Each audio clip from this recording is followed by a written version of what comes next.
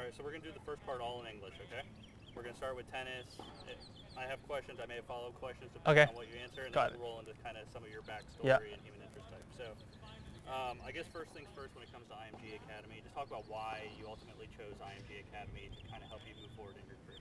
Well, of course, first I played very junior tournaments when I was about 11 or 12 years old, here at Orange Bowl in Miami, and I've talked to some scouts, some people, and I've gotten better connections that led me to trying out IMG, and I'm ultimately here to get better, improve my game, and be the best player I can be. And what is your ultimate goal in tennis? I have short-term and long-term goals that I set for myself. The short-term goals would be that to make top 100 in the world in juniors, in ITF juniors, within the next 1 or 2 years when I'm still eligible, so 18 years old or younger. And the long-term goal would be to be the best player I can be and try to play in the professional tour.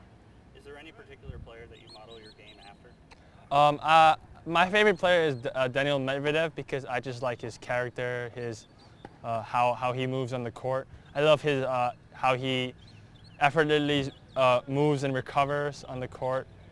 But I would like to model my game after guys like Nadal or Ruud more, who dictate points with their forehands and use their forehands to control the point and finish volleys at the net. Do you have a favorite shot? Is it the forehand? My favorite shot is my forehand because I love it when I can control the pace and the opponent with my forehand, move them around, and get an easy shot to finish. So one of the unique opportunities here at IMG is the opportunity to practice with and play with some pros. Talk about that experience, some pros in particular that you've played with. So yeah, it's a great opportunity here for players, junior players, to play with top pros in the world. I play with guys like Kei Nishikori, Sebastian Korda. It's been a great honor to get to practice and be on the court with them. And I'm trying to work hard every day to get that opportunity to play with them again. Great. So you've got a couple of years left here at IMG, but moving ahead then to college, is there anything in particular that you're looking for in a college, both athletically with your tennis accomplishments, but also you've got academic accomplishments as well, so academically? Oh, I definitely aspire to try and go pro, but it's a very difficult task. So college might, for 1 or 2 years, might be a great chance for me to, get some knowledge while training to 1 or 2 years before going, making that pro transition. And I would like to try out the top schools if I can get the opportunity to. I just got to work hard in these 1 or 2 years to be able to get to those schools and accomplish the goals. Lastly, just talk about how important academics is to you. I mean, you've already excelled here academically at IMG, but moving ahead to college, how important academics is to you? Academics, I feel like it's very important to me because even though I'm a pro, the sport of tennis, you could only play it till you are about 35 to 40 years old, and after that, you're going to have a life. You're going to have a job, something like that after.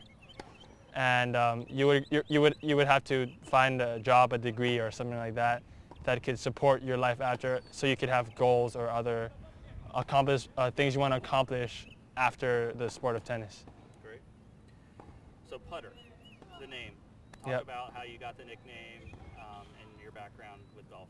Well, I was born, and my parents thought it was a pretty cool name because in Thailand we have long names, and it would be hard for people to call us by our full name. So Putter was a cool nickname. They also wanted me to play golf as a kid. I tried to play.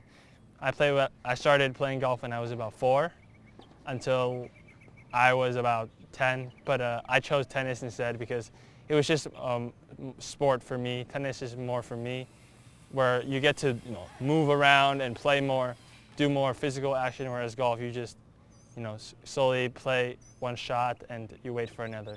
Although I would love to get back into golf later and have it as a fun hobby while I have time.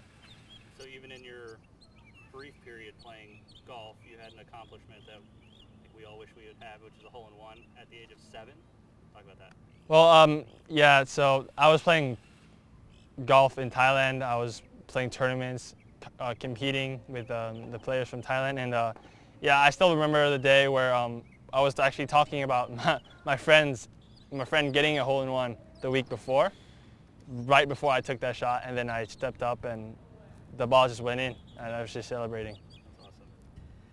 Talk a little bit about your passions off the court. I see here, history, museums, also, playing chess. You play chess at a high level as well. Talk about some of those passions. Well, I mean, I do a lot of stuff outside of tennis as well. I love history because it's very interesting, very unpredictable. History, it's interesting how to see how the world shaped the way it is, how certain countries were in different time periods. That is just interesting to me. And I play chess because it's just something interesting to do. I also love doing escape rooms with my friends where I just like to do stuff where I just have to think and figure stuff out, like chess or escape rooms. Awesome. I see here you're talented as an MC as well, and have MC No idea. events. I mean, when I was like a kid, I was just like, the school just chose me to do a couple of events. It's not very, yeah. Not relevant. Yeah. Awesome. My mom probably just put everything in there. Okay, I think that's it for the English stuff. Anything else that I missed that you want to highlight? Not really. Okay, cool. I'm going to cut and then... Cut that last part out? I'm going to cut and then I'm going to start again. Perfect.